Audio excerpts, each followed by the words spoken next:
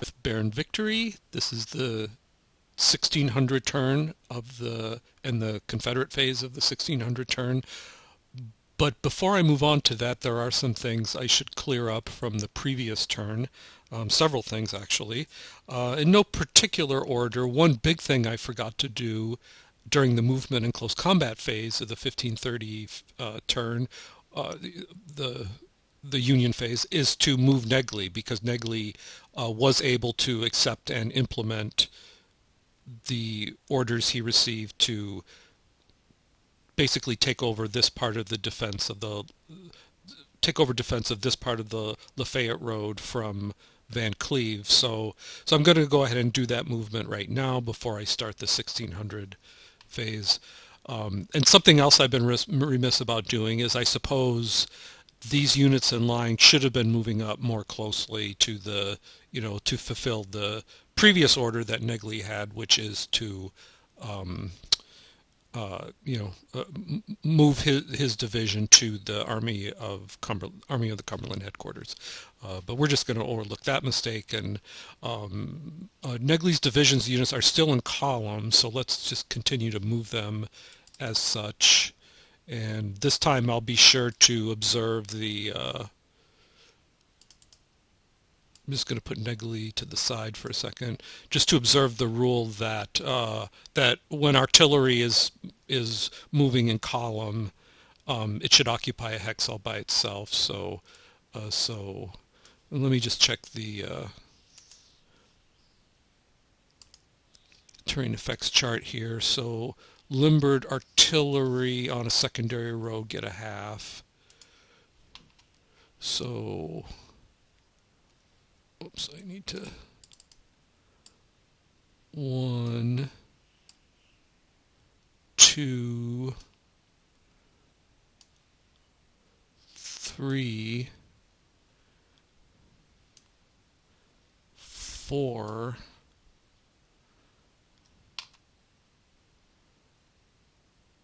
and we're eventually going to want to get that artillery on the road, I think, so we'll go 5 and stop. Then this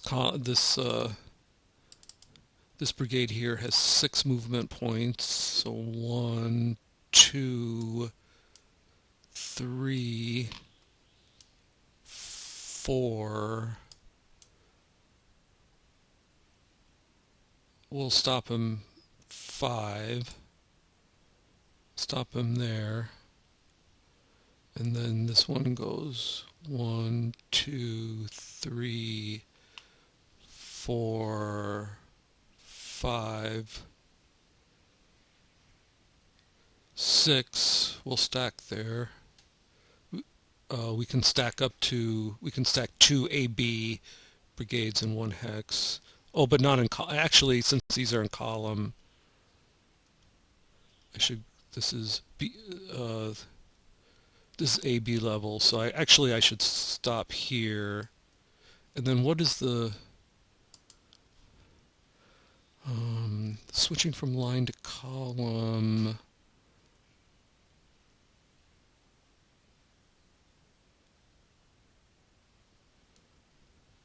I forget how many movement points that takes. Just 1 second while I check on formation change rules.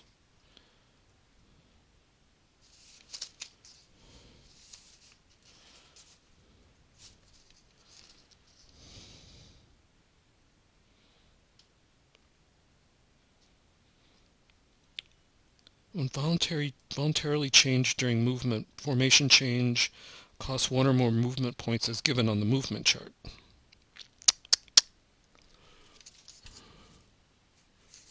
I'm going to say it costs 3, which means that since that's all I see on the movement chart, I'm going to assume it costs 3, so I think we're done, and then we'll move 1, 2, 3, 4, and then we'll stop here because these are stretched Actually, I didn't do this right, did I? Because this has to...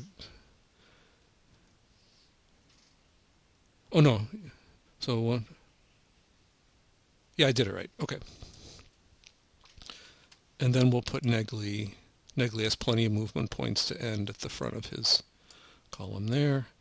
So the next movement phase will probably flip all these to line formation.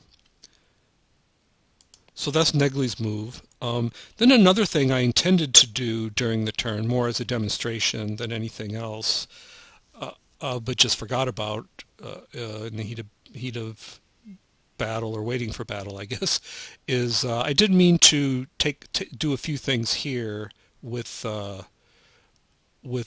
Davis's core artillery, and then do something with Carlin. First, regarding Carlin, I thought this would be a good opportunity just to show how you can extend lines to improve a defensive position. So just go to our markers here and find a Union extended line marker.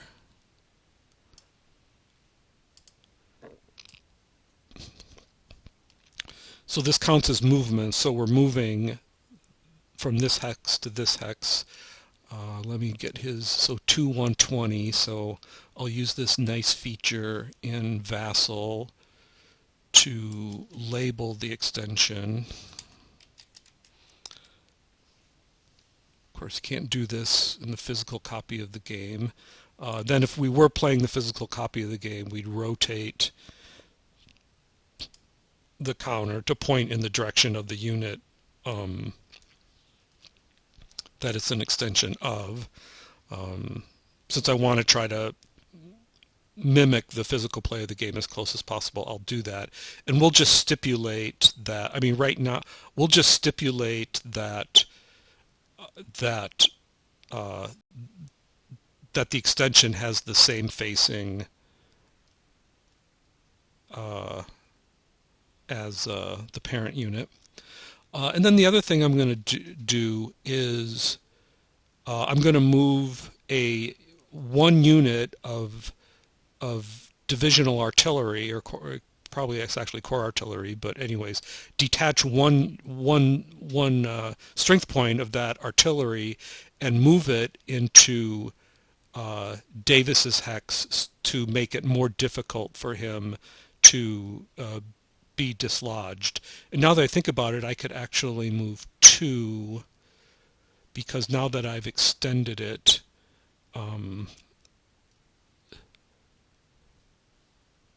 you know what, maybe it doesn't make good sense to do both.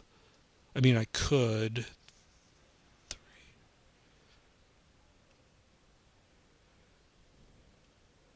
Yeah, we'll do it just for fun.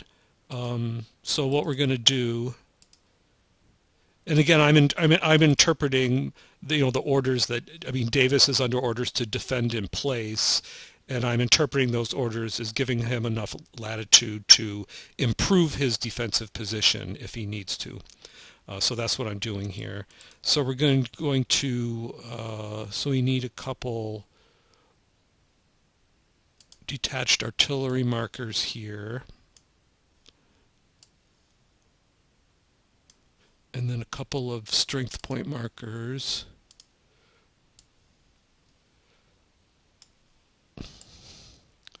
I don't know if this is necessarily the best defensive thing to do, but I mean, I guess I am kind of looking ahead to the fact that my plan for Hood was that we would do a close combat on this unit here to try to dislodge it, and then allowing us to put all of the remaining firepower of the 2 brigades that are going to attack here on this one remaining brigade.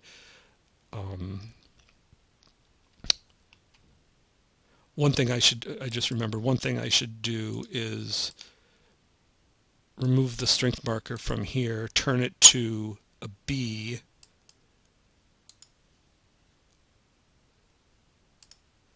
and put it under this counter. So now the parent unit or counter has a firepower level, and the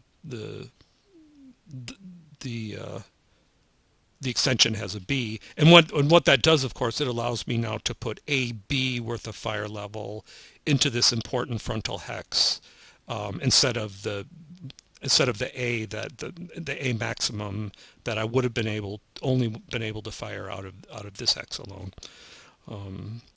So we'll do our artillery movement. This is going to be like this will take 2 turns to complete. So with the first detachment, here, let me just kind of looking ahead a bit. I'm going to put, let's see, I'm going to put both of these at the bottom.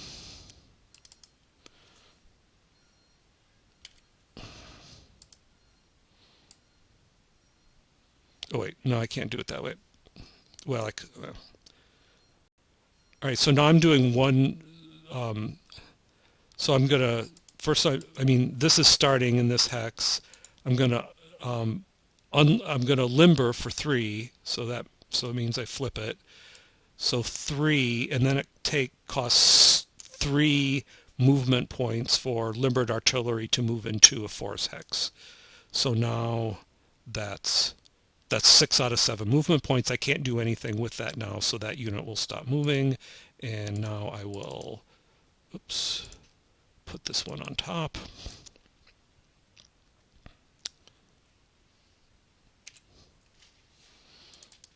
And I'm going to do the exact same thing for the other one. So we're going to go, I suppose I could have done this with one counter and then did two strength points and then done the second detachment in the next turn, but whatever. So let me move this one down here now. Actually, I think I know how to better do this. So again, we'll go 3, 6, put it at the bottom, and then put that here, put it at the bottom, and I think we've got it. Yep. So, and then in the next turn, one of the 2 detachments I'll flip in this hex back to the unlimbered side, and then it'll be ready to fire. And I'll move for the other one, I'll move into this one for 3, and then unlimber for 3. So by the end of the next movement turn for the Union, I'll have 2 artillery places in place here. So this entire line will be defended with artillery. So I wanted to get that done, just as a just as a demonstration of the kind of steps you can do as the player playing, who's playing a defensive position in a given location on the battlefield, just to demonstrate some steps you can do to hopefully increase the strength of your defense. I need to remove another thing I neglected to do is both the brigades in this hex are reduced to A level firepower. They're no longer at AB fire level due to losses, so I'm just going to remove those.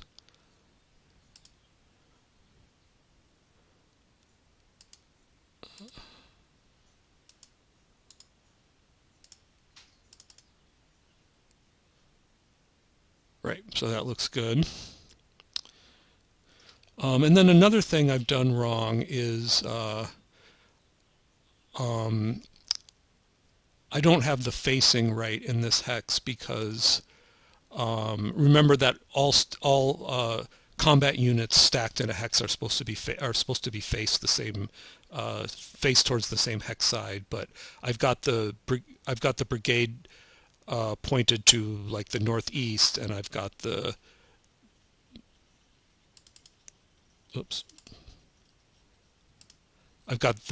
artillery pointed to the southeast.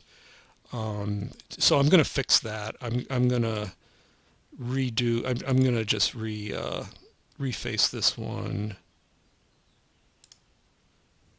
So I fixed that. Let me check my other ones here. So he's not faced at all for some reason. I don't quite understand that.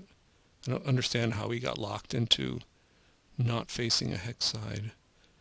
So I'm going to just, I'll rotate him clockwise as well. So now this is an extension of this brigade here. So all of this brigade has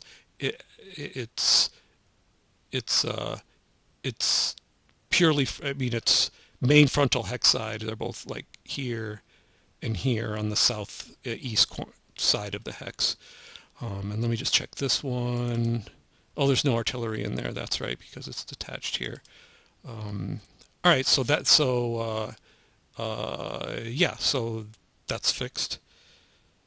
And then another thing I realized I was doing is kind of mirroring how I play for fun, so to speak, is I'm kind of sloppy about not taking core stoppage attacks on attacking divisions when there's no wrecked brigades in the division or corps, just because your chances of failing a core stoppage attack are pretty low if you don't have any wrecked brigades. But I guess, you know, on the video at least I should probably be trying to play as I should try to be following the rules as much as possible. So for now, I'll do a core stoppage attack every time I it's in the when I focus my attention on Stewart's division, because he is operating under attack orders.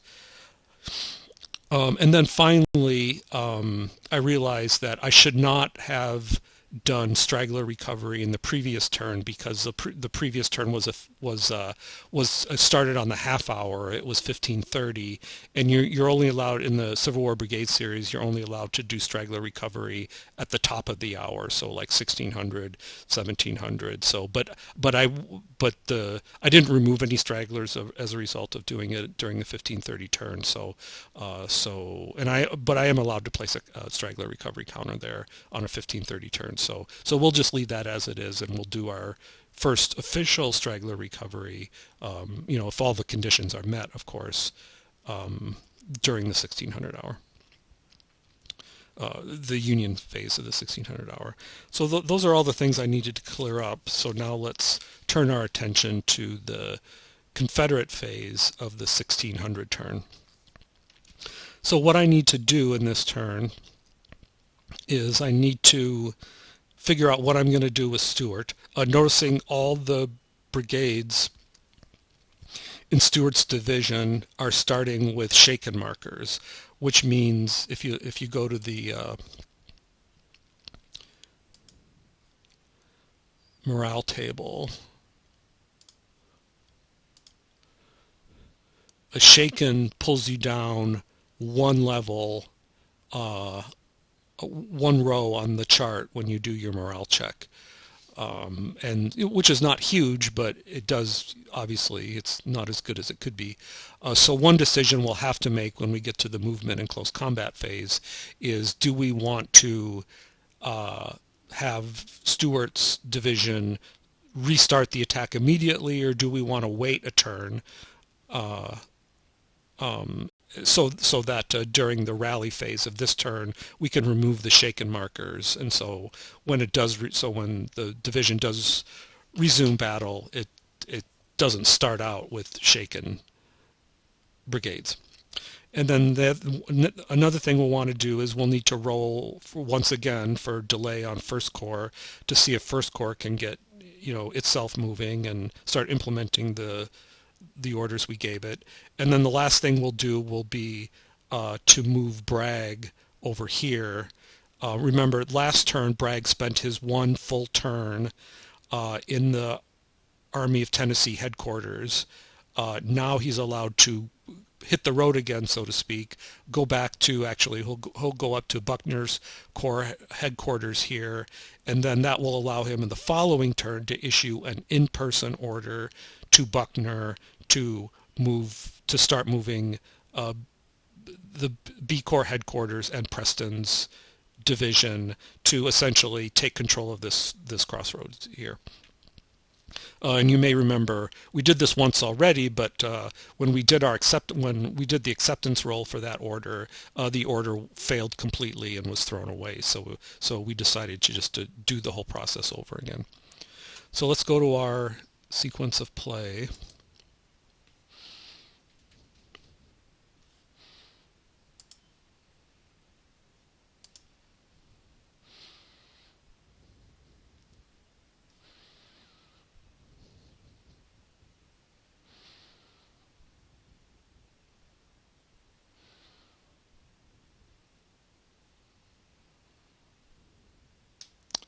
It's taking a long time to load.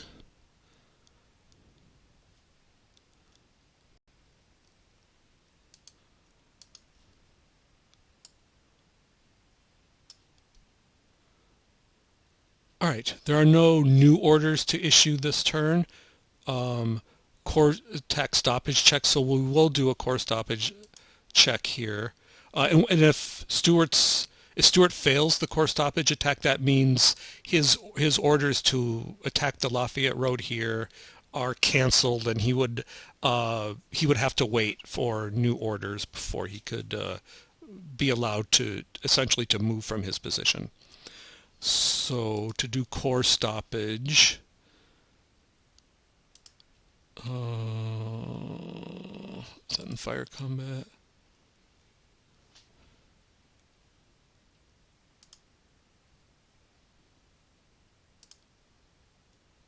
Huh, where is it?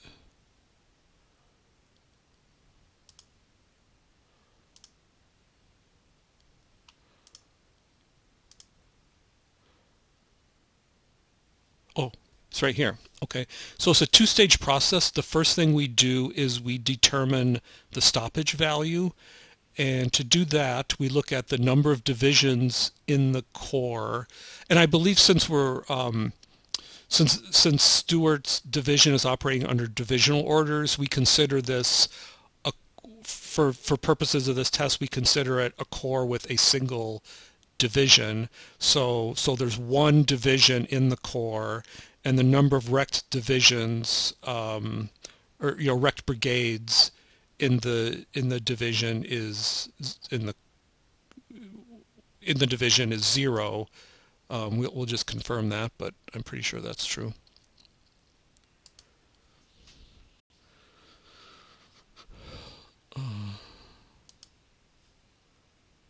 So for Stuart, yes, there are no wrecked divisions yet. So we don't roll here. This just determines that the stoppage value is 1. And Stuart's rating is a 4, so this means so we have to roll a 2d6, and if we get a 2 or a 3, roll number or greater on 2. Roll number or greater on 2 dice to pass. Yeah, so anything other than a 2 on a roll of 2d6 means that Stuart passes the corps stoppage check.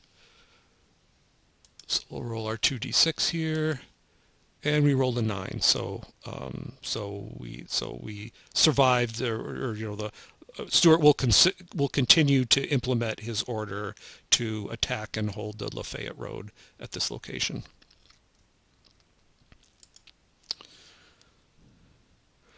Initiative. The Army of Tennessee is not going to do any initiative orders this turn.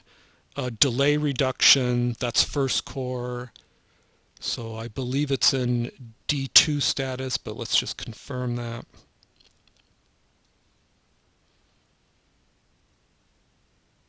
Whoops, I don't have the chart pulled up. Sorry about that.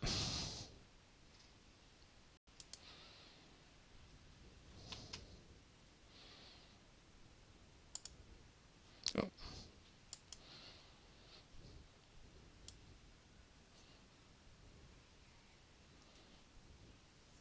Always have to remember what the Apple's baby spreadsheet is called on here.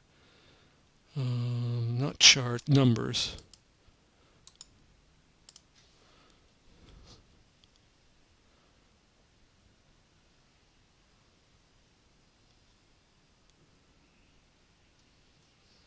Yes, I do need a new computer.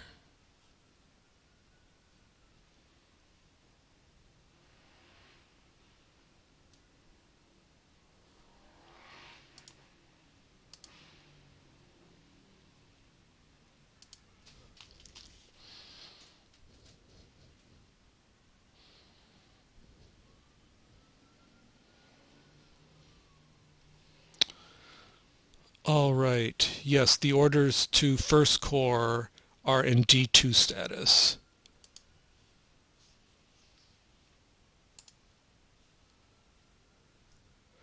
So we roll a 1d6, and we need a 1 for the order to be accepted. We'll just look at the blue dice here.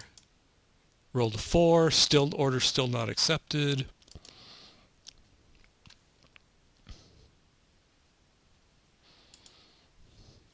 New order acceptance. There are no orders have arrived this turn, so there's no new orders to check. So we're done with the command phase. Now moving on to the movement and close combat phase. The Army of Tennessee has no stragglers to recover. So we move on to the movement and close combat phase. The first thing we're going to do is we're going to move Bragg, the person, not the headquarters. 1, 2, 3, 4, 5, 6, 7, 8. Took 8 leader movement points. He has 10. So now Bragg is in the location of the headquarters, Buckner's Corps headquarters.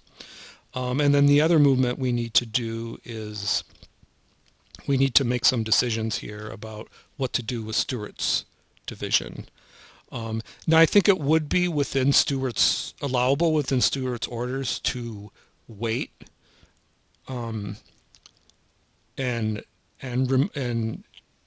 deshaken themselves, so to speak, before resuming the attack. Now, if the wording of the orders were different, if it said, take the Lafayette Road with all haste, I think that would be different. Then I think it would be reasonable for Stewart to determine in these set of circumstances that his orders require him to immediately resume the attack. But since, and another thing I'll consider is that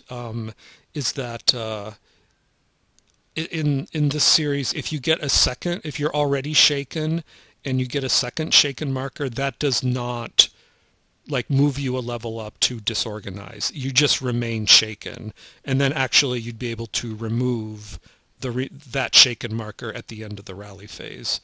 So I would have to get a disorganized or higher result on the morale table if I attack, for me to be anything other than not shaken at the end of this combat, if I were to engage it. So I think I am going to not pause for a turn. I'm going to go ahead and press the attack. I think what I want to do is I want to concentrate. Let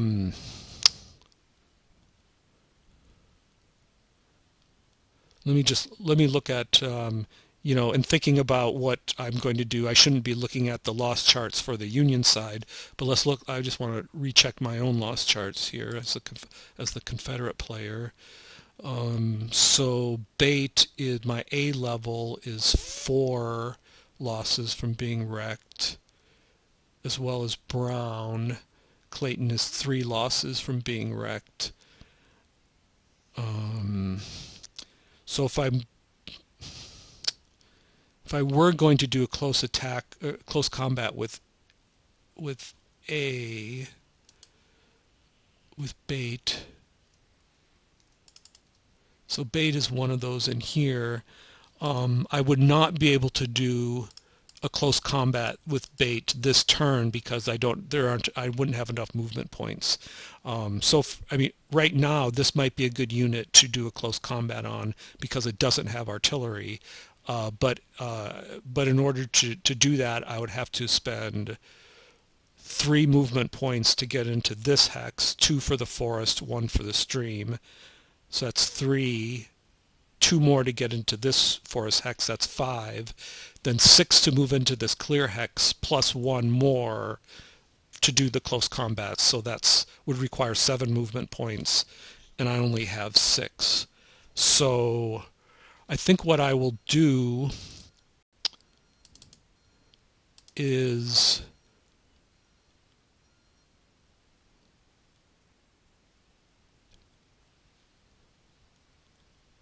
now, do I want to move? One thing I should consider is that if I put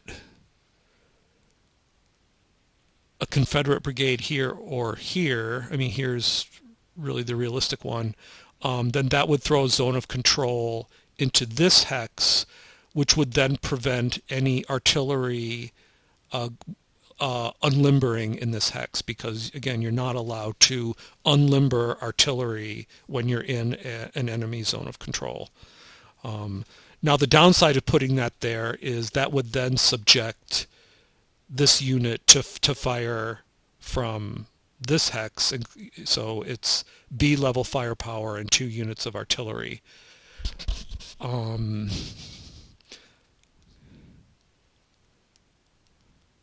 I think I am going to be aggressive here, and then hopefully with that A unit here I can prevent any artillery from moving into this hex, and then I could potentially do a close combat here just like I did earlier in the game. It's exactly the same pattern. So let's do that. So this is, I want to make sure I get bait. Right, bait is the one with the A fire level, right? Yep. So I will move bait 1, 2, 3, 4, 5,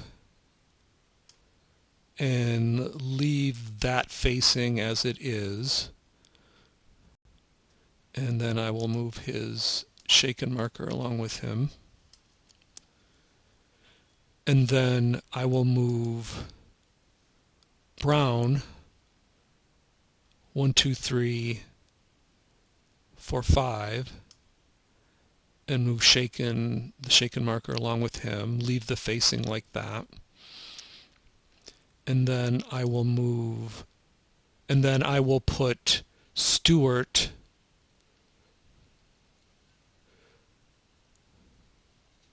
Now this will be the point where I as I mentioned in the previous video I made about the movement of headquarters counters and divisional leaders when the division is operating under divisional goals. This is the point I think where I have to make a decision about where I'm going to bolt down Stuart. I could either bolt him down here or here and keep him out of the line of fire, or I think it would be fine for me, as I mentioned in that video, to actually move him in the line of fire and bolt him down, this would be the natural place in the what will turn out to be the center of the division. And the advantage of doing it that way, then when this unit is attacked, Stuart's very high command rating will improve the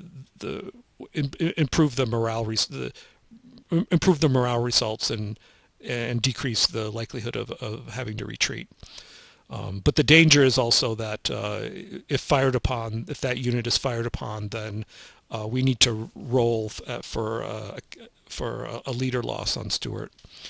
I'm going to be conservative and just keep Stewart out of the line of fire, just because right now that 4 leader rating is really valuable and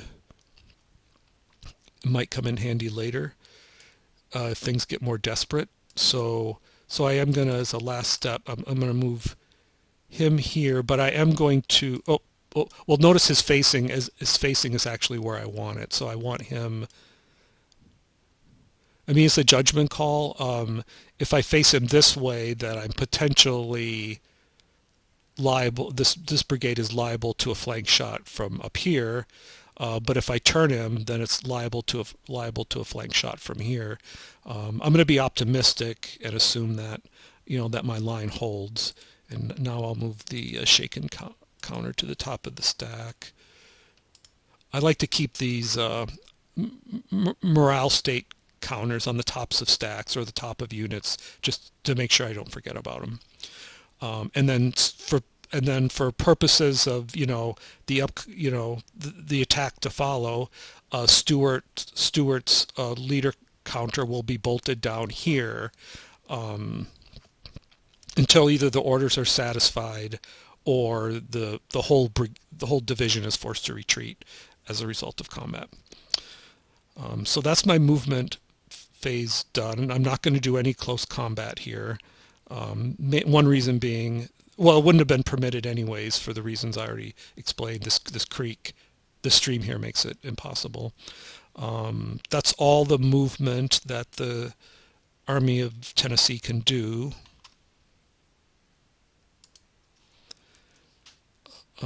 So now we're at ammo resupply. The Army of Tennessee does not need to do any ammo resupply. So now we're at the fire combat phase. So first the Union side will do its non-phasing fire combat, and then the Confederate side will do its combat. So now we need to put on our Union hat and figure out how we want to do this fire. Obviously I could fire each of these on each of these, or I could decide to concentrate my fire on one of them. And I think what I'm going to do is I'm going to concentrate my fire or these two fires on this hex here in order to try to prevent the close combat that is to follow. I think it's reasonable for the player playing the Union side at this point to know, I mean, this information is in the rules, so the Union player can know it before the game even starts. But since Bate has already done a close combat, he would have had to reveal his morale level already. So at this point, I don't think I'm cheating in any way for the Union player to know that Bate, of these 3 brigades, Bates is the one that they want to push off the line if they possibly can, I think. So I'm going to have this extension and the artillery underneath it, and this unit here both put their fire onto here to try to whittle it down, and then I'll have this unit fire on, I don't think it really matters too much. I'll have them fire on the flank here. Actually, no, I'll have them fire on the middle one here. So let's do that fire combat. So here we've got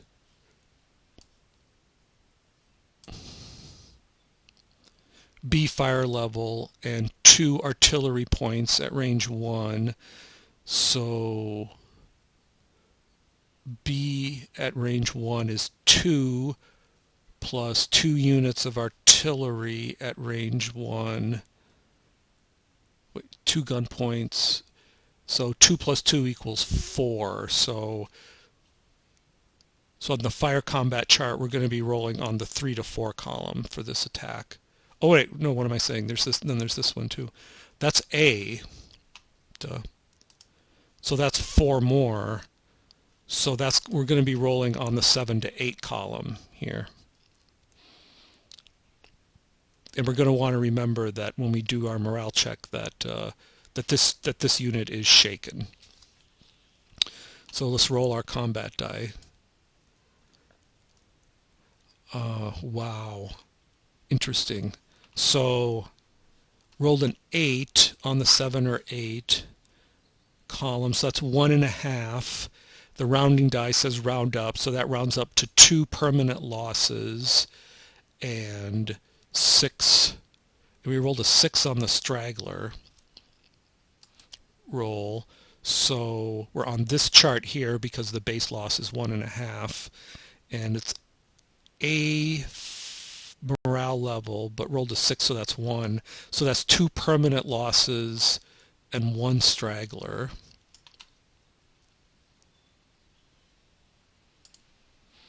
On bait, so almost wrecked him. So we need to move this here. Oh no, we need to move it here.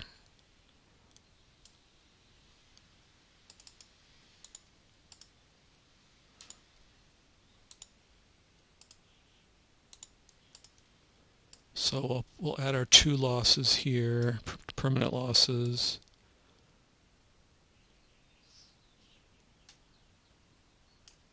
And then 1 straggler, which takes him down to B level.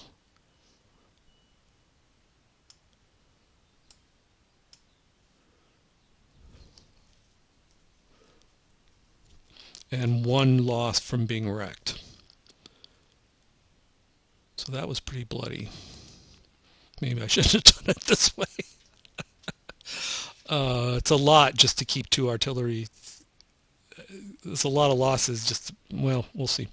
But notice the morale is a 1-1. So Bates starts as an A. He's shaken, so that puts him down a level. So that puts him here. But a 1-1 puts him at bloodlust. So this is the first time we've seen bloodlust. So maybe the most important thing that bloodlust does is you don't have to apply, as long as you keep your bloodlust status, you don't have to take any retreat results on the morale table, not even the extreme ones. And also I believe that, one thing I do need to look up is, since we're starting at shaken,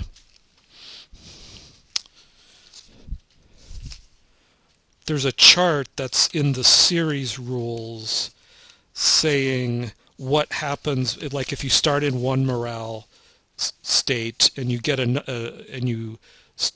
then how does that affect the morale, your morale end state when you're applying them, when you're rolling on the morale table. So let's see, if a unit starts as shaken and gets bloodlusted, then the stack is bloodlusted. So that means the shaken marker actually comes off.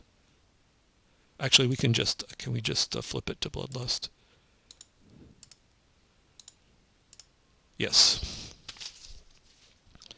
So if you start at shaken and you get a bloodlust result, you end up as bloodlusted. The shaken marker comes off.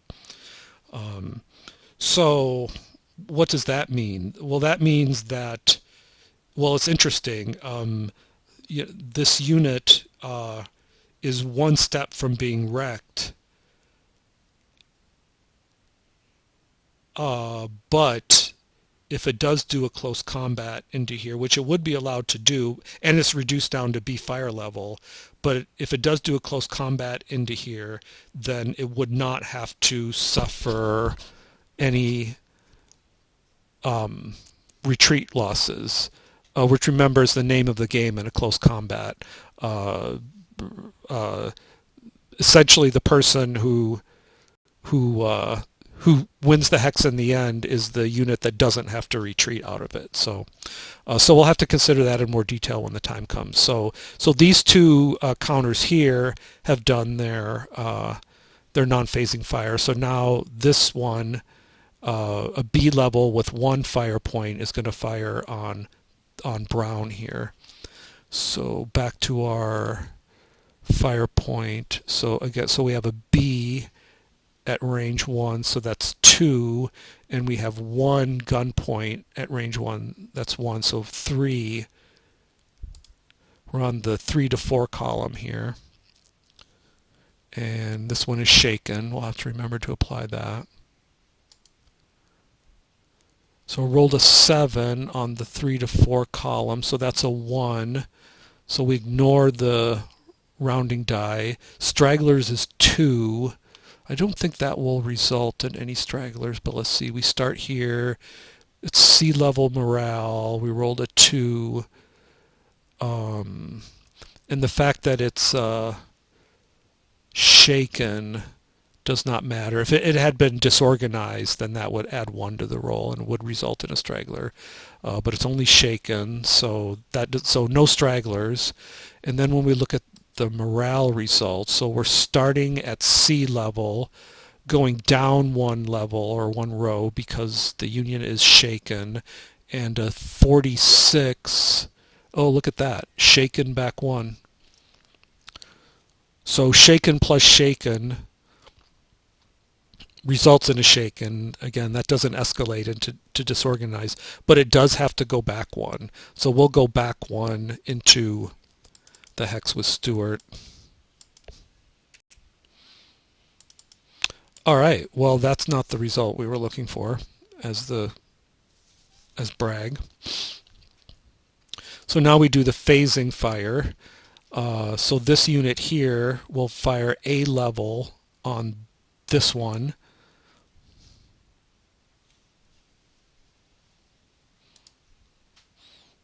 I believe that's 4. A level at range 1 is 4. So we're on this column here. And it is not shaken. And it does have artillery. And its morale rating is B.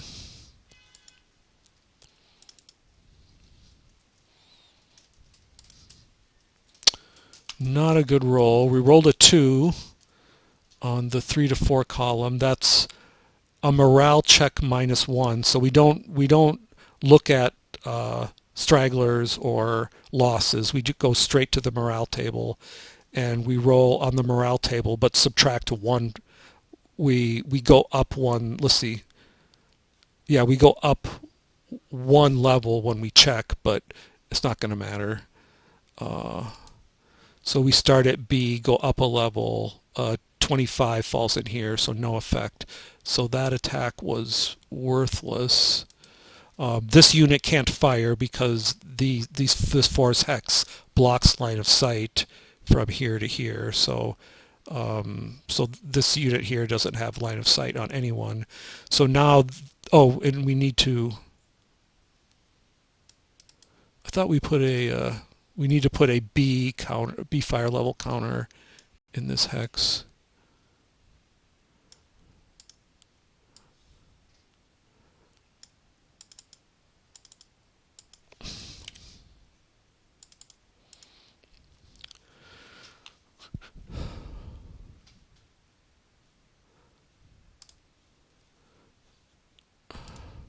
So B fire level at range 1 is 2.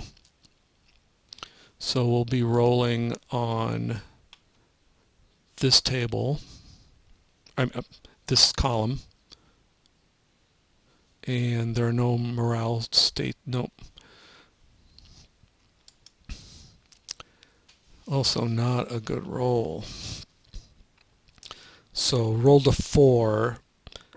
So all we do here is do a morale check, but 2 levels up, but a 32 isn't going to matter.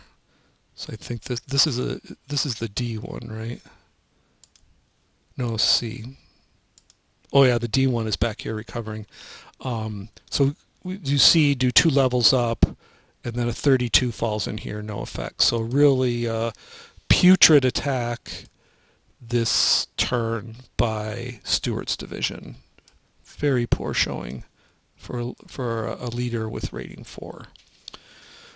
In retrospect, I would have done better if I had left Stewart in here, because then that would have put me 3 rows up on the morale table when Brown checked morale, and I think that would have been enough to keep Brown in this hex, which means then it could have also fired during this phase. So, but at least I saved Stewart from a leader loss roll.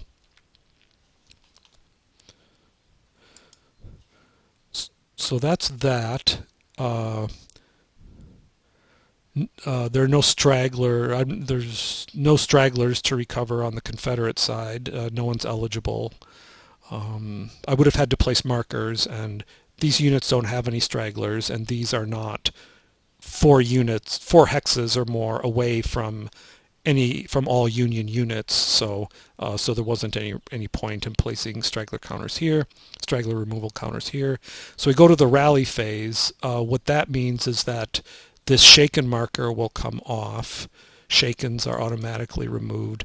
And then the bloodlust persists as long as I'm adjacent to enemy units here, and I am. So the bloodlust will persist into the Union half of the 1600 turn.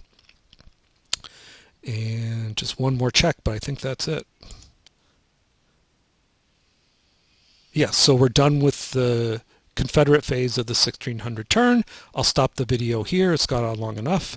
And in the next video, I will do the Union half of the 1600 turn.